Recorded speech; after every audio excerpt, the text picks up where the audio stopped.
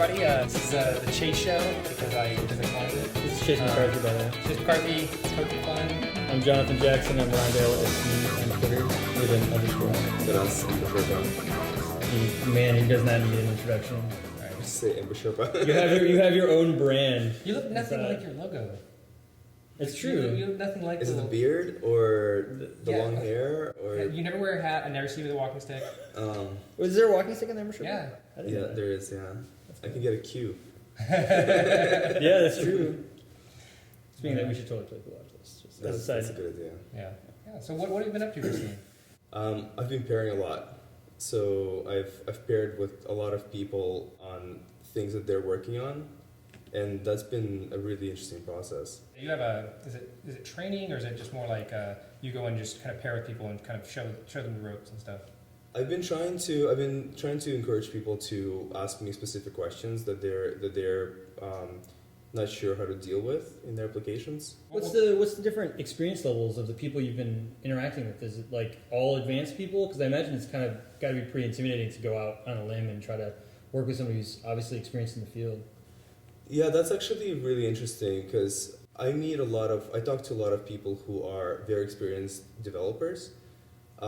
But do people at some point realize that they don't, just because they've been writing code for like 10 years, doesn't mean that they're really experienced at Ember.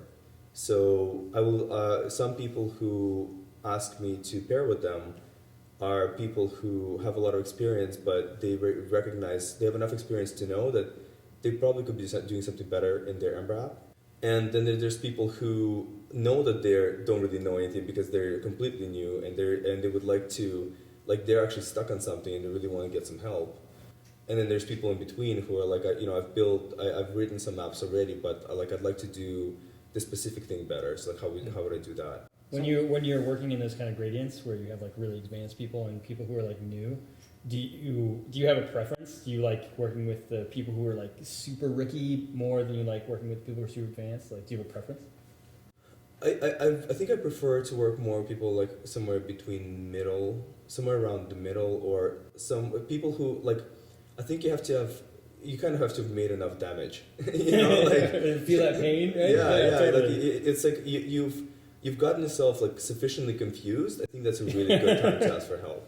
That's awesome. What kind of problems do you help them solve?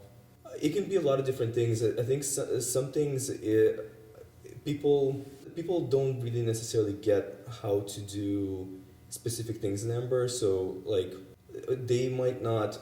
I think there's kind of like pieces missing around where things should go. For example, like if I wanted to build my application, like how should I organize my code? Like where should things go? Should it go into some separate file? Should it go into a controller? Should it go into a component, maybe a service? So there's like people not really 100% certain like how to actually organize their application. I've seen a lot of scenarios like that. Yeah, I've seen like just in my own experience with working with Ember, like one, that's the main draw to Ember is like knowing where your code belongs. Like that's the thing. But there's still this like stumbling block, like when you start getting on board with Ember, like knowing where to put those things. Like, yeah, there's clearly defined opinions about where things should go, but like learning that thing is pretty challenging. And I think that's maybe the big draw to, a few different other like frameworks, or maybe like something like Backbone or something like that. You can just throw everything in a view if you wanted to, or you could do whatever you want. And actually having these opinions, you're exactly right. Like trying to figure out where those belong. I could totally see that being a giant stumbling block. How do you get past that? How do you encourage the newcomer to Ember to like figure out like where to start, categorizing things? It's tricky because one of the things that I'm finding is creating a bit of confusion is people are trying to prepare for the future. I think that's actually a little bit problematic. So like anytime that people start thinking about, well, routable components are coming, like I'm not going to use controllers. Yeah. And I think what's missing there is the recognition of the fact that there are certain things that you can't not do with controllers. If you want to do query params, you have to use controllers. Yep. So and until recently, the route actions, you couldn't handle action delegation up to the route. So then that requires a separate add-on, and which is fine. It's easy to install, but you at a certain point you're starting to like you are now doing extra work to do something that is different to what is the status quo right now. Yep.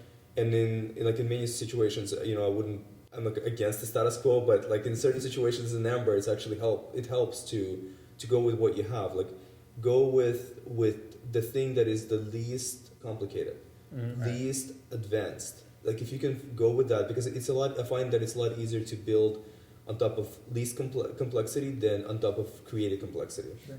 This same kind of thing happened with was it this.adders and components. We were just talking to Locks about this. Who's Ricardo Mendez. Ricardo Mendez, right? So what happened was that in old classic style components, you do like this.get, and it would like proxy either to the attributes you passed in, or it would just get the things that you put flat on the code. And when they were like, oh, we're gonna do angle bracket components, and they introduced this.adders, well, that already existed on classic components, but it didn't work exactly like you would think. And so I was doing this where I was like, oh, well, this is the new way. I'm gonna write all my components in this new way. Future-proof it, Future-proof quote it, unquote. right? Yeah, absolutely. Well, what it turns out is that if you, depending on what you had passed into that attribute, you didn't just get the raw value out. You got like an internal like ember thing. It's like a mutable cell or something. Yeah, which needs to be another action needs to happen for you to actually get the value out of that. Yeah, you have to say a value on that to get Right. it out. And so this turned into one of those cases where it would work initially, and then all of a sudden it stopped working when you changed the way you're invoking your component. Yeah, exactly. And it was all due to trying to future-proof and trying to predict where Ember's going to be in 6 Wait, months. and like I feel like there's probably a little bit more stability in the future of Ember in the next 6 months than there are in maybe other ecosystems. But so it's not like it's unheard of to try to plan for that. But at the same time, like you can't really. Ember's got a really good deprecation strategy. Sure. So you can Right, just that's write kinda it in the current way, and you'd be good for a year. Yeah. I actually just saw a tweet by Robert DeLuca about this, Yeah. about saying, what did he say? He said something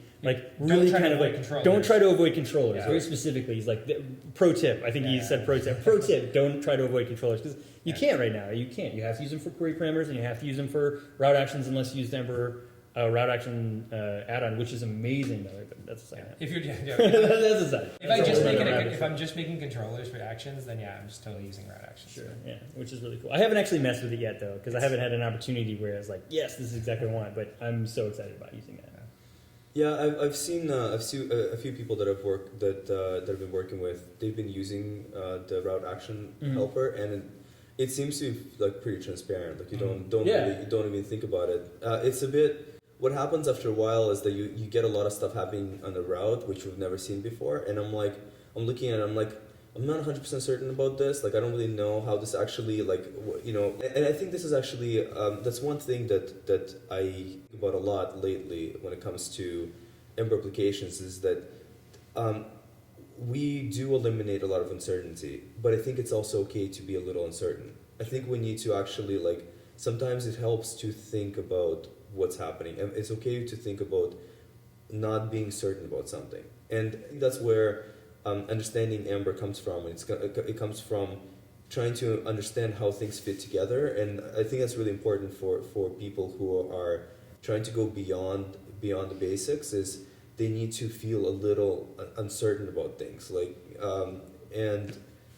and it's one of the things that I try to do with people in my pairing sessions is that when I work with them, I try to I will take them I will try to always keep them on the edge. Mm-hmm. So I'll be like, well, let's do this, and then I'm not going to tell you what's going to happen, but we're going to get to the end, and then once we got to that point, we're going to then try to refactor it a little bit further, and then we'll see where we get. And in most cases, I do know where we're going to get, but I think it's really important for the person to kind of go through a mental process of understanding how you actually navigate through the process of architecting like the discovery process, right? Yeah. I didn't think about that, and then and they're like, oh wait, I need this action here. I need to move this thing.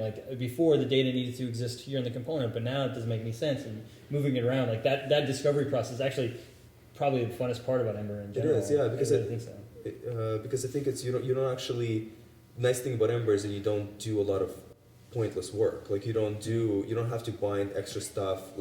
All that stuff is necessary. You don't have to do. So you actually have a lot of time to experiment. You have time to see what to think of well, how would I want this to work, and let me work towards getting that. And then you get there, yeah, I like how this works. This is good, right? I think that's actually very nice thing about Ember. Yeah, we've noticed that like so with EmberJax, the meetup that we host, we do like test-driven development as like a as a normal practice, and a lot of times you go into it really scripted, and you're like, we're gonna write a test, and then this is gonna happen, this is gonna happen next, and that's great.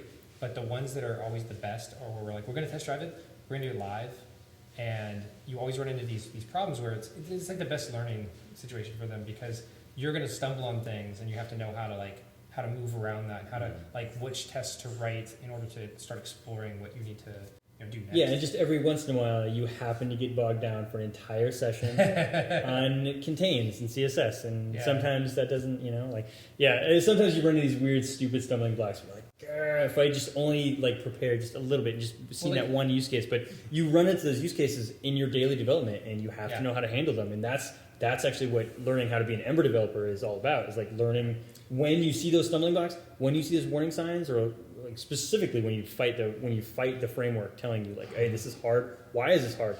If it's hard, you're probably doing something wrong. So like reevaluate and identifying that. I think that's the biggest part. Like just, I'm feeling pain. Why am I feeling? I shouldn't be feeling pain. Ember has things figured out to a degree. I mean, until you get to like super nitty gritty, it'll have an opinion, and then you have to like isolate that and identify it, and then readjust course, and that's what being an Ember developer is all about, I think.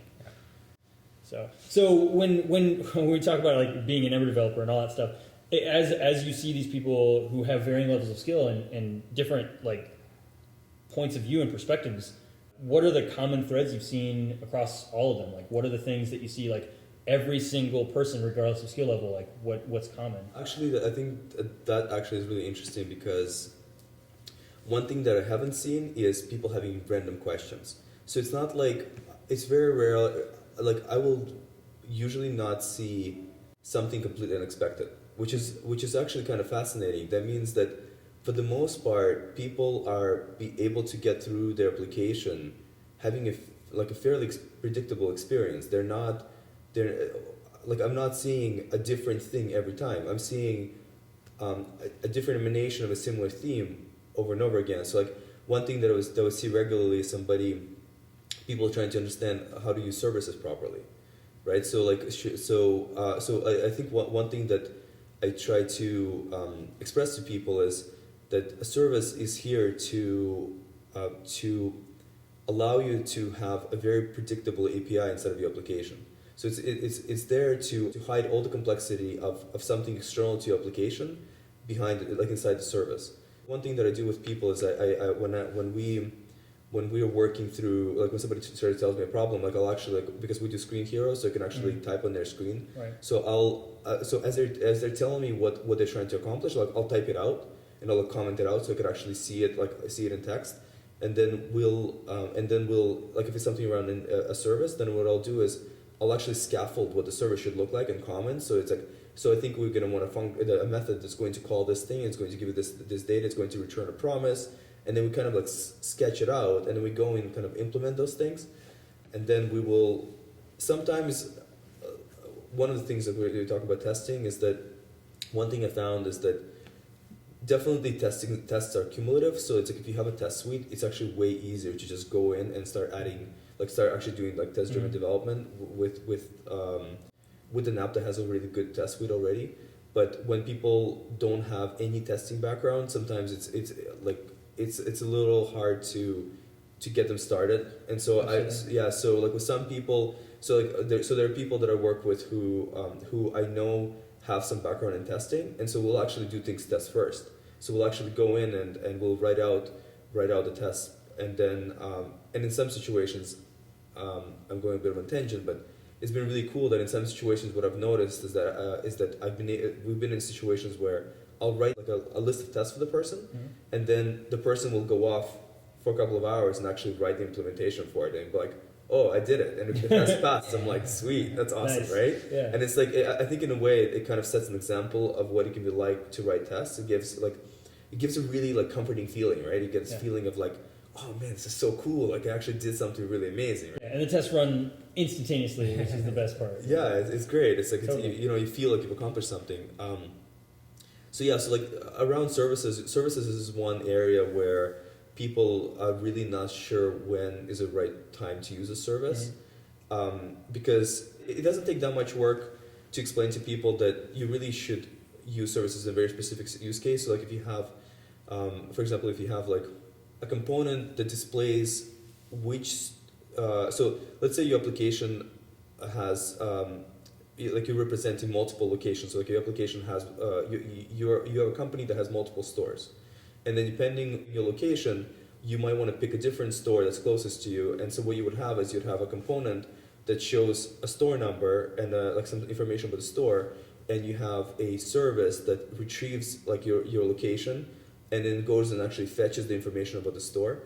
And so the component that presents information about the store and the service that figures out which store you are kind of representing, those two things are like very coupled together. So it makes more sense to inject the service into the component rather than going through the application controller into the component. Right. So like those two things are coupled, and then because they're actually very special purpose, they're actually intended to work together. And then there is and then like how that fits into everything else, like you can actually not worry about that so much because those things are not really related. So like navigating people through that takes a bit of, but I think it's one of those things that you get a sense for it after a while, and helping people see an example of it so they can actually pick up that sense is part of the work. So you're seeing like people with wildly different applications, like individual applications. So like some people are going to be doing e-commerce, and some people are going to be doing some other application. They're all running into the same problems around services. So like Ember is like, just to kind of recap, it's kind of like solving all of the common problems and pushing them towards the problems that are common to Ember. Right. And those are really just mental model problems. It's just like, oh yeah, so you have these things that are coupled, and the service is necessary here. In this particular case, there's singleton information, there's singleton data that you need to access in your component, or however you want. And then that's actually a really cool insight. I've not really run into enough disparate cases yet, even as a consultant, because I don't pair with just everybody. I pair with only people who work through my consultancy. I have not really gotten a chance to see those patterns emerge. So you've seen services, and I think earlier we were mentioning like slugs and a few other things that are kind of common pitfalls. Yeah. So like it all drives towards the problems common to Ember, or is this like lack of documentation on Ember, or is it something different? I think that the common thread is people are starting to get a hang of Ember. Like I think that's one of the things that I'm noticing. So one thing that I'm not getting a lot of is people who are complete beginners. Because for people who are complete beginners, I would say like go read like Rock and Roll Ember book. Like it's great. It's a fantastic resource. Like it has everything that you need to be able to get from like not knowing how to write the Ember application at all to get yourself to a point where you're sufficiently confused. I think that's important, right? And sufficiently confused should be the title of this. I think that's you have to get to that point, and then when you get to the point, that's when we can actually start to see like what is actually unique. What is actually complicated, and then things like things that, for example, so it's like slugs thing. I think slugs. One thing that I noticed is that people are confused about how to work with slugs, and one of the things that I noticed happening in pairs is like every time that I kind of assume that I know what they're talking about, it's actually not that. It's something different. But people not knowing how to retrieve something from a backend with a slug shows itself in different ways depending on what backend they're using. So a common one commonality that I found is that anybody who doesn't have a very thorough understanding of what they're actually creating end up using Firebase, which is cool. That's great. The only thing is that getting to a point where you can understand what Firebase is doing can be a little bit tricky. So it actually helps to have somebody point out what you're actually looking for, because Firebase documentation will give you enough for you to get things done, but not enough to get you to finish things, and that's a bit tricky. And I think where we are right now with the ecosystem is that we are like at 80%, and we're missing the last 20%. So I'll have people that I was working with one designer who built his application. Everything looks great because he started with designs first. He implemented the app. He scaffolded everything out with the templates. Everything is working except the application. You can't authenticate, you can't load data for a specific user, and you can't save data. So three problems that he can't do with Firebase. So first step is, okay, now let's break down your authentication flow, and using Tori, like, we'll actually set you up to do proper authentication. Okay, cool, we got taken care of that part. Now, okay, so next part is we're now able to authenticate against the Firebase API, and we're able to identify the user. Now, the next step is, what's not clear is that in Firebase, you don't have a user object. You have data that you received from Firebase, and now what you have to do is you have to create a record that is going to be the user record. And then next time when the user authenticates, you're going to retrieve that user record. Right. And then the next step is, now you've done that, the next step is you're going to now persist or load data. So you now have to use this user record and then reference and basically use it as belongs to for a bunch of other things, let's say posts. So this process is not really clear to people. It hasn't been documented beyond the basics. Yeah, beyond the basics, and not only that, like, the assumptions for a lot of the documentation are, I don't know, there's a lot of assumptions that have to be made when you're writing documentation in general. But, like, I know personally, when I wrote the original guides, like, a long time ago, there were a lot of, like, Rails isms cut throughout the entire thing. So they were basically assuming that you're coming from, like, having a lot of common knowledge, common ground. And that's not necessarily the case, especially with something like Firebase, because Firebase is very, very different. So I can totally understand how you can see, like, these like kind of rifts happen where, like, the documentation gets you so far because there's so many assumptions that build up to it. And honestly, documentation can never be perfect. Yeah. And I think the Ember documentation is, like, pretty great, but you're right. I mean, there are pitfalls, and the pitfalls probably extend right to the right butt up right against the assumptions around, like, your background. In general, like, Are you a Rails developer? If you're a Rails developer, this is going to make super sense. Just put a user record in there. What are you talking about? Like, and then you go to Firebase, you're like, I don't know why would I do that? I just got data back from this guys. Why don't I just go get their data again? Like that sort of thing. So you see these differences and stuff. So it's pretty interesting. Yeah. So beyond that, like, what are the kind of patterns you see people when they're developing these Ember apps and they get kind of large? Like, I'm assuming some of these are kind of large apps you're working with. Are people doing, like, things like extracting out in-repo add-ons, or doing things like this where they kind of break their apps down to smaller pieces, or do apps typically just kind of, like, grow and get, like, more complicated controllers? And, like, what are the big problems people run into in those kind of senses? I don't see actually very many people using controllers very much. Actually, people, I think, have embraced moving away from controllers quite heavily. So it's not. So it's very rare that I would see big controllers, and I think that in repo add-ons are a little bit of, like, dark magic. So good. So good. I reached for so close. You're like, yes. Yeah, it's exactly what I need. Yeah, it's amazing, but most people don't know about it. And I've actually had a few conversations where I've had to, like, convince people, like, no, I'm pretty sure it'll work. Like, you should probably try the in repo add-on, because in theory it should be exactly the same as a regular add-on. Right. It's just that inside of your application, like. Right. I'm pretty sure it should work. Yeah. And they're like, no, it's not gonna work. And I'm like, I'm pretty sure it's gonna work. And and then, like, I get an email, like, 2 days later. Yeah, one thing that's weird about them is that the dependencies go in your package JSON. Right. Yeah. And then when you go to pull them out, it's not as easy to just say, okay, I pull it out, I copy that folder. Now you got to go, like, filter through your package JSON. Well, so there was a time there where when you had an in-repo add-on, if it had any dependencies that were not part of your main repo's add-on, you would have to go into the in-repo add-on and npm install there, and then you can come back out. That's what I was doing, is you can just give it its own package JSON. Right. And you can just go, you just have to know that when some new person checks out the app, right, they have to cd into the directory and npm install. And that's not the standard, and so what ends up happening is, if you want to do it the standard way, you put it in the package JSON. Yeah. You're right. We just described a bunch of dark magic. That conversation is dark magic. So I totally understand. Like, and the documentation, I think, is there, and there's a really great talk about in-repo add-ons by Jake Bixby from, it was Seattle Ember, I want to say. I'm not 100% certain, but it covers it pretty well. And I think that when you go into Ember Community Slack, most people point you to that, and it gets you kind of, like, your feet wet, so to speak. But yeah, you're right. In-repo add-ons are maybe a little bit of a tough sell, just because of how hidden and magical they are. My thing is, we've seen some big apps that we've built where clients would take on the app and they'd hire developers, and then they'd come back and say, we're having this weird problem, and they'd be doing things like they're constantly injecting controllers into other controllers and things like that. And you're out there, no, you really need to write a service. and it is hard to explain to them when the point, like when that thing that they're doing needs to be a service.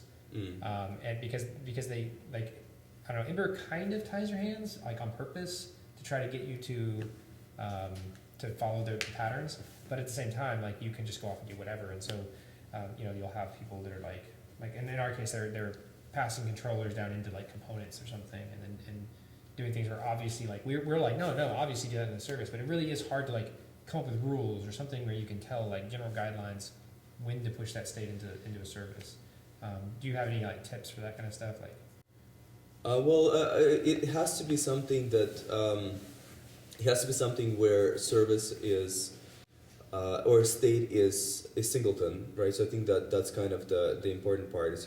And I think that's primarily it gets a little bit complicated. Where I think one area where I've seen services get really kind of complicated is around query parameters. So if your service relies on query parameters, or it affects query parameters, that stuff can get pretty funky. Mm-hmm. And one solution that I've been playing with is that I stopped using computer properties as default values on controllers for query params. But that's a very specific thing. That actually happens in larger applications, but I haven't seen very many people have that problem. I think it's a very specific problem to people who actually have a big application that use query params. Mm-hmm. One thing that I've seen, there's a few things that I have seen with Ember apps, and it's related to pods. So people and components. So one thing I noticed is that people are A little bit of a light show. yeah. One thing I noticed is that people are creating components way too early. And that is, I think, is actually a big problem, because when you're building a sufficiently large application, that can become a huge problem because you are prematurely breaking up your state of your application. Mm-hmm. And so some people are doing, like the general pattern that I'm seeing that I think is kind of incorrect is when you're writing an application, you're like, oh, well, this thing is a thing in its own, so I'm going to make it into a component. I think just because it's a thing in its own doesn't mean that it should be a component. Because I think component is not only about encapsulating functionality that's related to one thing. It's also about how you're reusing this thing. So if you don't know how you're going to reuse that thing, you really shouldn't be at this point encapsulating to a component, because what you don't realize is that most often you're losing something very specific, and you're losing the ability to compose your state. You're losing you're encapsulating everything that's inside of that thing only has access to the thing that's inside of it, and then if you want to make something else available to it, you have to pass it into the component, and that's actually becomes a very big problem. And if you have interest in doing composition, which I think is actually really important, the idea of being able to use like the global state with the state and then passing that state into something, like consuming the global the context state and mixing state from the block template that's being yielded into a block template. If you want to do that, like you really should be maintaining your state as much as possible and not encapsulating it until you really have to, until you really understand how you should be doing that. Especially for reuse. And I think that's a problem with refactoring just in any code, really. Like, don't make that premature abstraction until you know more. Because it's Sandy Metz, it's like an axiom that she came up with a while ago. It's like, you never are less informed than you are right now. So the longer you wait to pull those abstractions out, the more information you're going to have about what it needs to encapsulate, what it needs to control.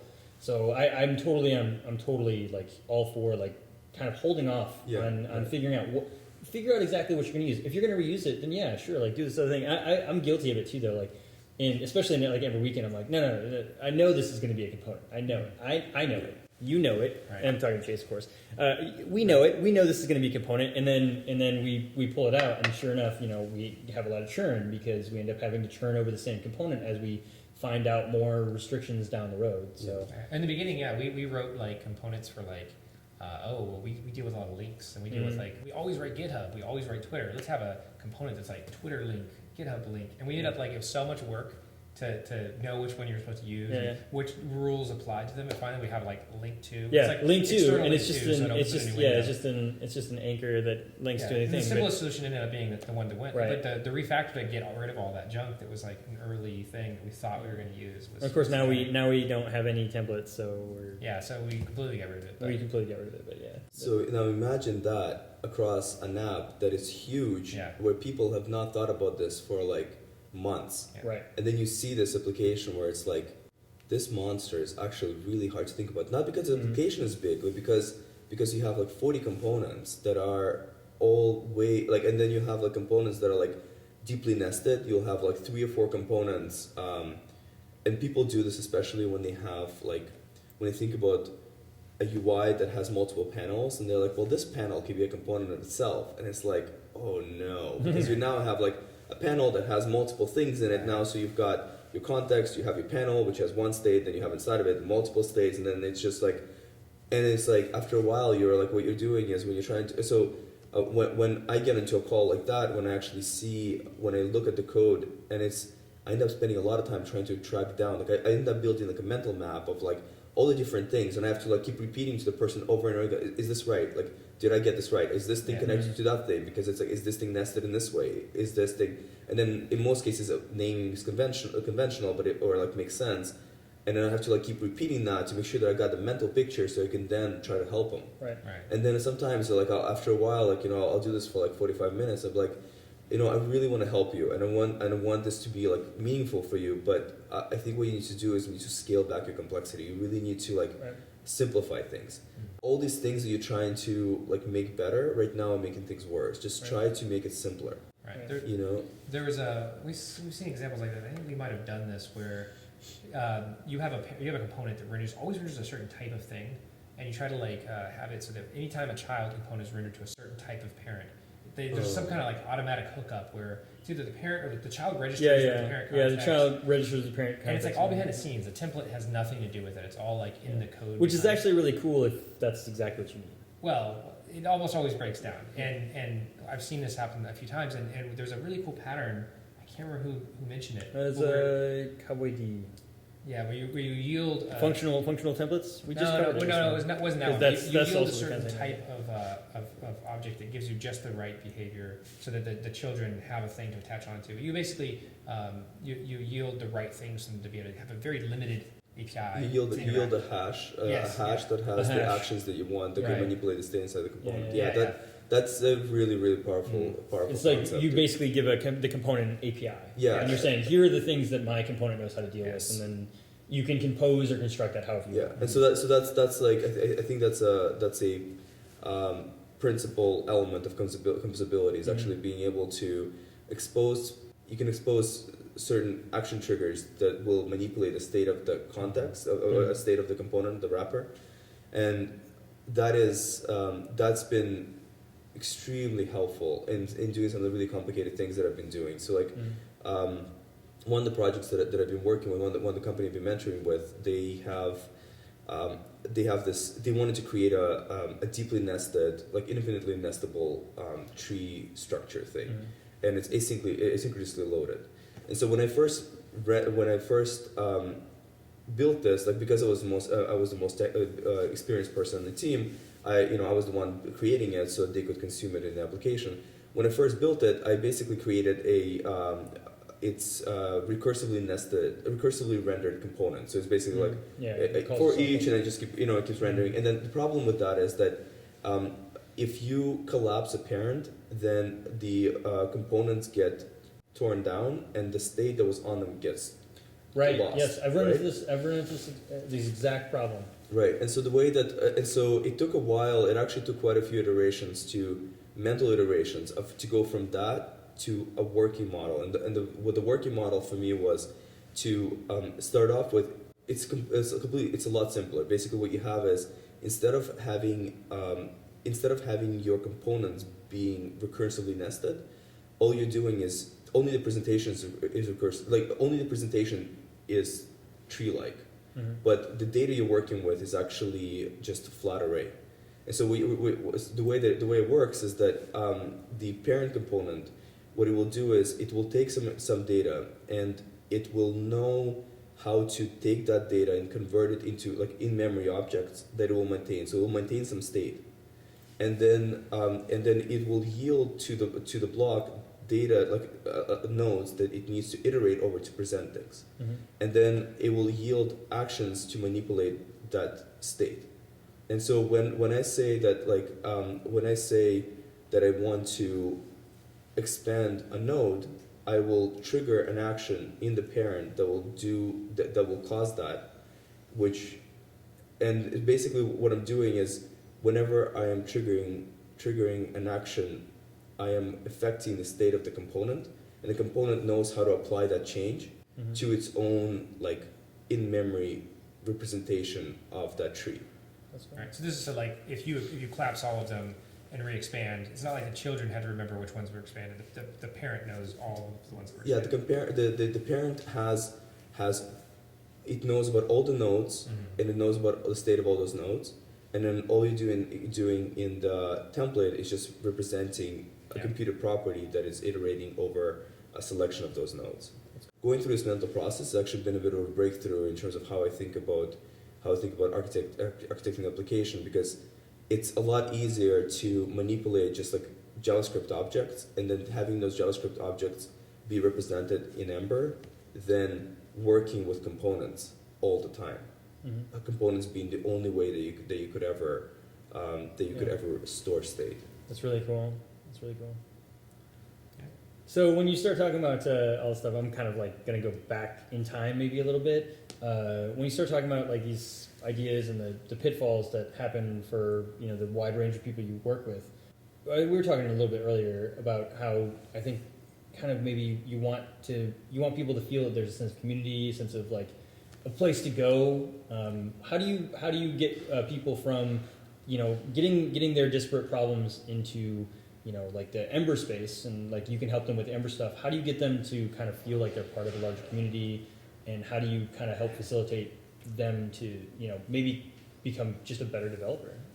I think the biggest thing that people need is to feel connected to somebody else.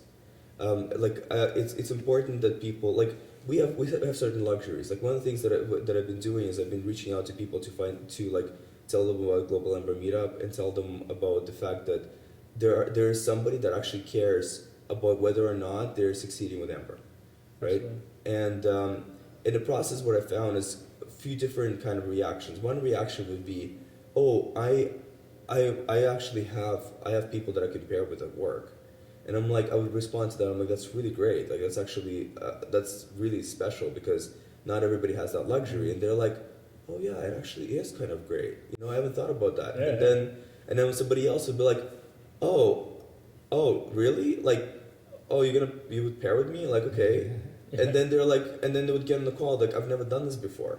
And I'm like, cool, like that's good because I think back to like the most important moments in my time in the Ember community.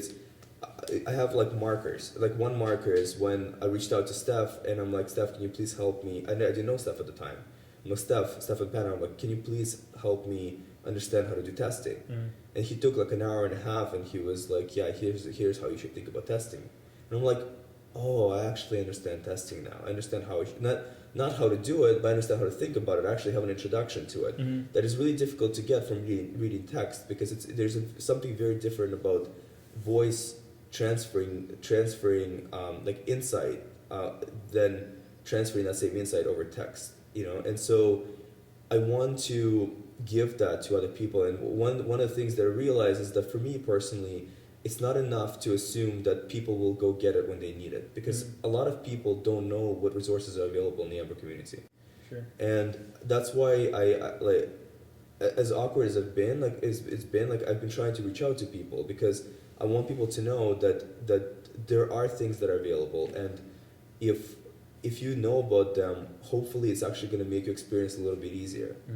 And if I can do something to help you feel a little bit more connected to other people in the Ember community, like I think for me personally that's success because I remember what it was like for me to be getting into Ember, not knowing, not having anybody to ask questions.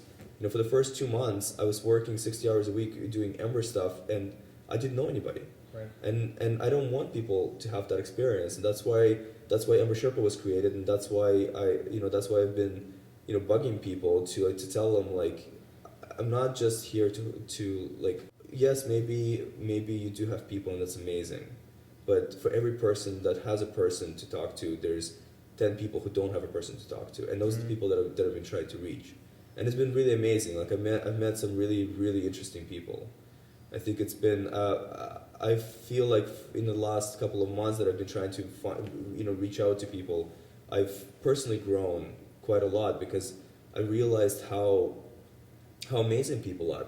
They can do amazing things, and if you give them a tool like Ember, they can do amazing things. Mm-hmm. It's been extremely inspiring. Mm-hmm. That's cool. Yeah, I think that's so we've run into similar experience with EmberJax, which is the meetup we do, where like people, like, I don't know, we have some people who are like regulars, and when they first came, they're like, oh yeah, this is like totally we're not used to this. This is completely foreign. And it's just like, yeah, like you can stick around, and when we're done, you can keep talking to us. We'll stick around. Like, I feel like extending that to new people, and especially in the Ember community, because I think the Ember community has a lot of energy to actually help people with that. So like the resources, like obviously you're a resource, so that's one way, that's one avenue people can go down. And then that's weird. You're not just anyways, sorry. But yeah, so Slack, I know personally, just if I'm trying to rattle off like things that people could start looking at to like start figuring out people to talk to and open up challenge, I know Slack is a great one. I'm trying to think of other places. Obviously your local meetup and Global Ember Meetup is a good place to start. I think if people could set one goal for themselves, it should be meet one other person. Okay. Meet just one other person, because the tricky thing about Slack is amazing, and it's amazing how many people don't know about the Slack. Right? But Slack is great, but I think what's more important is that people create a sense of connectedness with one other person, because what happens is that next time they're gonna have a problem, they can message that person and say, I need a sanity check. I have no idea what's going on here. Mm-hmm. And I have brilliant Ember people doing that with me. I feel very honored that happens, and I do that with other really great Ember people, and I think that's extremely important. I think that's what we have when we become better at Ember, is that we have more people like that, because there's a lot of times, like I go to your blog all the time, like when I need to, when I need to show somebody how to inject into like do injections and testing, I go to your blog post because I remember the data is there. Somebody's right? reading it. Yeah, it's really helpful, and so like in a way, I might not know you personally, but because I know you personally, but I might not know, like I might not go to you personally to ask you for a question, but I go to your content to point to people to solve a particular problem. So like those connections are important. Absolutely.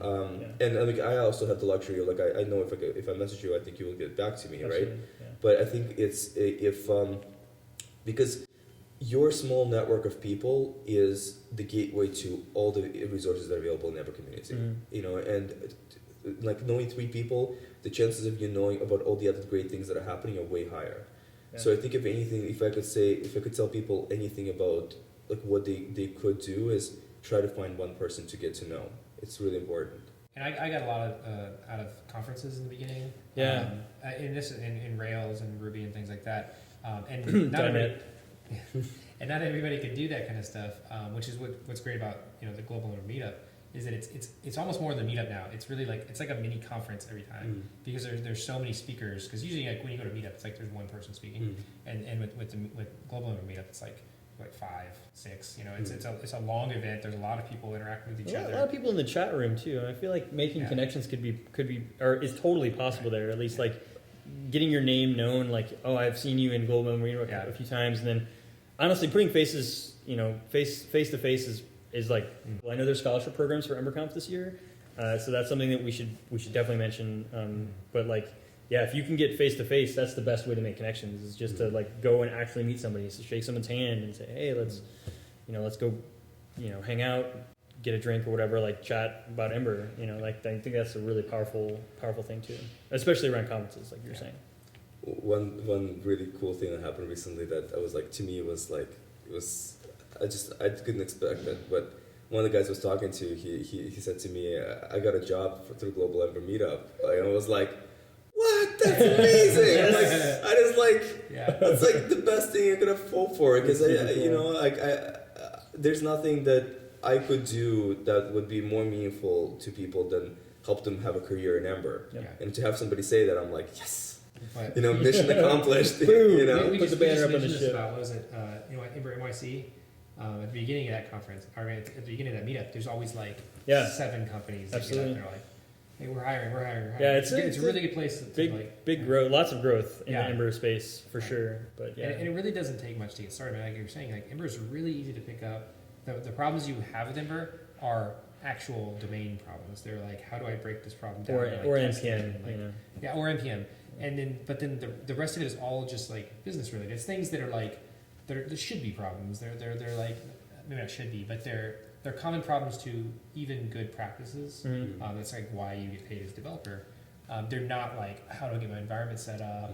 Am I even doing this the right way? Like, Yeah. is this the, what's the acceptable one? What add-on do I use for this situation? Because Right. Ember seems to have like really kind of converged on one add-on for every major thing. Yeah, yeah. Like EmberCLI deploy was like, started as like. a Well, framework honestly, that that's been there's been a lot of like push to make those things true. Like, Yeah. so it's like consolidating the EmberCLI deploy stories and those things. Like there's an actual good core structure to kind of like help solidify those kind of concepts. But Yeah, and so it's probably very conscious because we've learned things from other frameworks and other Yeah. communities, but I like that there's almost always one thing that you're like, no, the way is this thing. Yep. Like somebody asked us the other day who was getting into Ember, and they said, is simple auth a good thing? And we're like, yes, totally. we should use yes, simple it auth." is a simple thing. Yeah, that was EmberJS actually, and it was Yeah. like, yes, that is the right thing. Use that. That is a community-driven solution. Absolutely. So yeah, it's nice to be able to just spin people up Yeah. and know that they're going to get far, and there's tons of resources out there. So. Hmm. And I would just tell anybody, like, don't ever feel like you can't just go talk to anyone, Yes. and like just tweet at somebody and say, hey, I need some help. Like, And tweeted EmberWeekend. yeah, Yeah. well, it does anybody really. Like everybody that I've asked a question to, like, has gotten back to me really fast and spent extra time. Like when I asked Lux the question about that blog Actually, post. stuff, Yeah, he went out of his way to he went and created a twiddle specifically to check an issue that I had with it, because I was trying to explain it because I didn't get it, and he went and said, oh yeah, I checked it out. The thing you're talking about exists, and so everybody's willing to help. Yep. So. I had a similar experience with Chris. Chris recently runs Spired. Mm-hmm. He took like an hour and a half to help us debug. Like we're trying to, so with this component that I mentioned with nested tree, we're trying to use Ember collections, and one of the problems that we found with Ember collections right now is that we can't really have dynamic height rows, Mm-hmm. and so we were Smoke hoping and mirrors, right? hoping to use smoke and mirrors, and so like Chris and we got smoke and mirrors hooked up, but it's not actually working. Like, can you tell us what's going on? So it turns out that smoke and mirrors doesn't support dynamic heights either, which was an interesting revelation. But Yeah, I was about to say. yeah, I thought there were.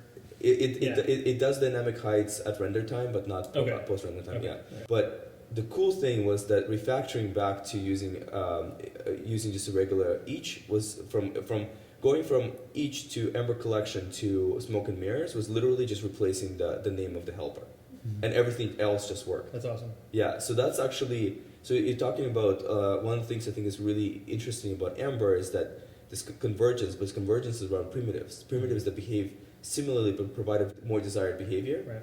And that's actually been really amazing, and that I think each Ember collection and smoke and mirrors is a really good example of that. Right, and also that the simple auth and Tori work really nice together, even though there's some crossover in what they handle.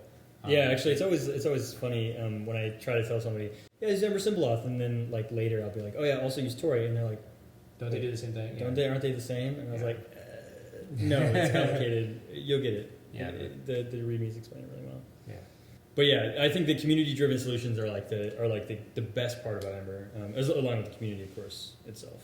I think people are probably wondering why we're wearing. Oh the yeah, whole yeah. same You know, stuff. we're dinosaurs. See? Right. We Yeah. got little guys I know there. we have a picture of us wearing this. Yeah. Well, now we're like Our trio. Yeah, our trio. There's more.